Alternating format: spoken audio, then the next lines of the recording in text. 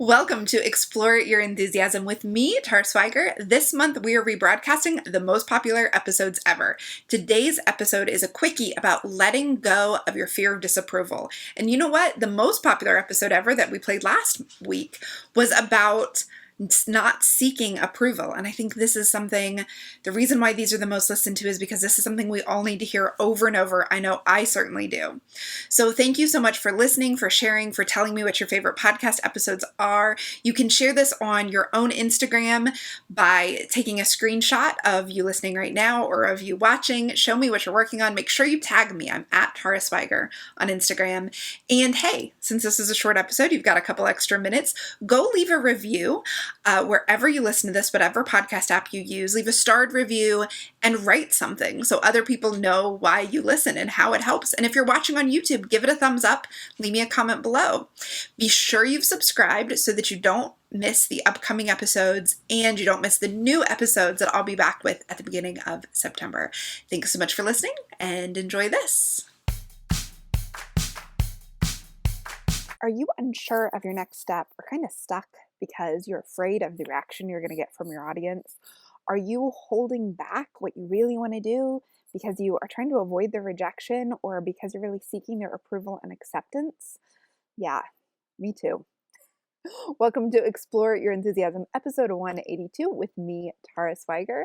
Today we're going to talk even more about rejection because you guys love it when I talk about rejection. I know how to have a good time. So way back in episode 171, which you can find at taraswiger.com/podcast 171, I suggested in that episode that you need to get a lot more rejection in order to have more success in your business. And dudes, you really liked that episode. I've gotten so many comments. It had so many downloads and shares, and just conversations have started where you said, I realized I needed to get more rejection and I needed to look for more ways of making this work. So today, I'm going to dive a little deeper into rejection. So it is one thing to seek and get straight up rejection from a specific gatekeeper, which is what we talked about in episode 171. Like to get into a craft show or to create a wholesale account with a shop, you have to ask someone and you have to get rejected. In order to make a sale, you have to ask someone if they want to buy and you may get rejected or get a yes and actually make the sale, but you have to put yourself out there to make it happen. However, there is another layer of this. There are a lot of times when your fear of rejection from your own people, from the people in your audience, from the people who are supporting you, for the people who love you, fear of that rejection, like just a general, if I do this, they'll be upset with me or reject me or not accept me, that often holds us back. So maybe you're afraid to offer a new product, raise your prices, go in a new direction, stop carrying a product that's been a bestseller, or maybe you are just afraid to do something that someone somewhere might dislike. Well, you're not alone because this holds tons of us back. Sometimes you're afraid of getting that rejection from the specific person you asked, but often you're afraid of just doing something and people finding out and then judging you for it. Or you're afraid of doing something and sharing it with your audience and getting nothing, or worse, getting mean comments or judgy emails in return. So when we're afraid of those things, it's very rarely the actual action we're afraid of, right? It's not that you're afraid to offer a new product. It's not that you're afraid to do a whole launch of your newest thing. It's people's reactions to you doing that, and you're afraid of their reaction. So we're not afraid of their happy or encouraging reactions. We're totally paralyzed by rejection, the fear that they'll reject us, rejection from our own tribe. This totally makes sense. We are social beings that need to be in community in order to survive and to thrive.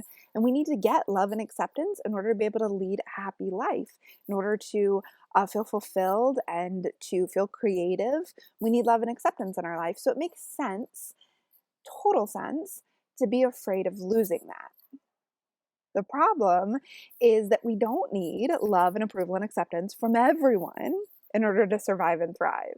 And the more we seek that acceptance and approval from others who we don't necessarily need it from, the more restricted we become in our movements and in the risks that we're willing to take. So, what's holding you and me back isn't a fear of rejection or a fear of failure. It's a fear that we'll lose the acceptance that we're seeking. So, when you feel frozen or you are worrying about other people's responses, you need to stop and ask, whose approval or rejection am I really seeking here? What am I really afraid of here? And is this helpful or appropriate? So, what I mean by appropriate is it appropriate to be afraid that everyone who follows you on Instagram will be happy with you? Or to get the approval of every single person who follows you on Instagram? Well, that's not appropriate because you're handing out your decision making and your next steps to total strangers that you don't even know and who don't know you. And that's not appropriate.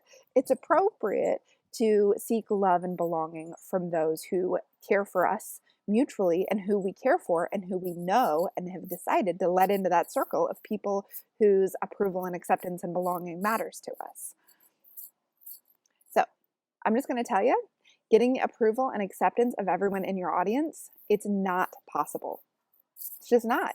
Trying to get the approval and acceptance of everyone who comes in contact with your work, everyone who sees it on Etsy or sees it in the gallery or sees it in the shop or sees it on Ravelry, that's not possible. And getting the acceptance from everyone who might possibly buy your work, like even from the people who are really going to like what you do and want to buy it, getting their acceptance every time, not possible. Not only is it impossible to make everybody happy, which we all already know, but it's really damaging to both you and your business. So, on your end of things, it makes you doubt yourself, and your self trust is your absolute best business asset and your best business advisor. Your own self trust, your gut, your intuition, your sense of what is right for you and your business. And it makes you doubt that. If you're seeking outside approval, it casts doubt on that. It kills your confidence. It stops you from knowing you'll be okay even if you do the hard and scary thing. And it holds you back from taking the steps that you should take that are going to move you towards a life in the business that you really love, that you really want. It also kills your business because it holds your business back from the awesome things that others might not approve of, but a bigger percentage of people might rush to and adore. It makes your biz bland and boring, and it kills that sparkle that is the thing that attracts other people to you. When you worry about rejection or you worry about getting everyone's approval, you dull that sparkle and that shine. So the people who would totally love what you're doing aren't even attracted to it. They can't even find it. And look, I get it. I don't want anyone ever to disapprove of me. I don't want to get unsubscribes from my email list when I send it, or people stopping listening to my podcast. I don't want to get judgy emails telling me I'm wrong or I'm misguided. Nobody wants that. And I hate above anything else, and everyone who knows me will tell you, I hate to be misunderstood. That's why I talk so much, to over-explain. I hate to be understood, and I hate when people misinterpret my intentions and they assume that, I have bad intentions. I just hate it. It kills me. I want to explain myself. But friends, we are not going to get anywhere near our dreams, lives, or our dream businesses if we try to avoid that disapproval. If we live in a constant state of avoiding that disapproval, avoiding that rejection, if we seek to get 100% acceptance from everybody on the whole internet at all times, we're not going to get anywhere near the life or business that we want. So, every new step you take in your business is a risk. You've got to take those risks to succeed. But above all, you have to trust your gut and your good sense about your next direction and what risk is right for you. So instead of turning outward for your audience approval, or instead of turning for your mentor's approval or anyone else's approval, I want you to tune in to what you know the next right step is, to the next action that's going to lead you to where you want to go, to what the next direction is, what the next product is, what the next launch is. I want you to tune into what you know is the next right thing for you to do, and then go do it. Thanks so much for listening. I wish you an enthusiastic, action-filled, love-filled day.